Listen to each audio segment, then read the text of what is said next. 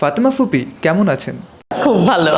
এই যে একটা মানুষ কম সংলাপ দেয়, ক্যারেক্টারে একটু হাসে অথবা একটু কাঁদে, যদিও তাকে হাসার থেকে কাঁদতেই দেখা যায় বেশি, কিন্তু এই মানুষটা যে এত কম সময়ে দর্শকদের মনে জায়গা করে নিবে তা কি কখনো আশা করেছিলেন?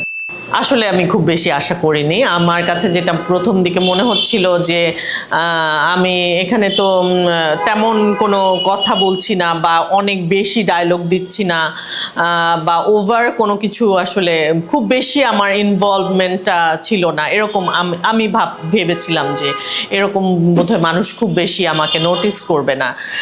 কিন্তু রাজ কিন্তু প্রথম থেকে আমাকে একটা কথা বলেছিল যে খুব ঠান্ডা, খুব শান্ত, একদম বরফের মতো, মনে হচ্ছে ফাইনালি মানুষ এরকম একটা চরিত্রকে পছন্দ করবে।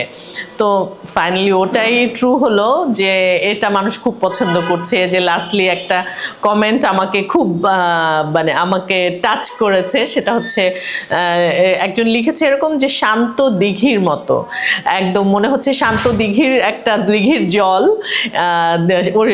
দিঘির পাড়ে বসে থাকি, ওনার ক্যারেক্টারটা এই টাইপের এবং ওনাকে এরকম মনে হচ্ছে যে শান্ত দিঘির জলের মতো মানুষ।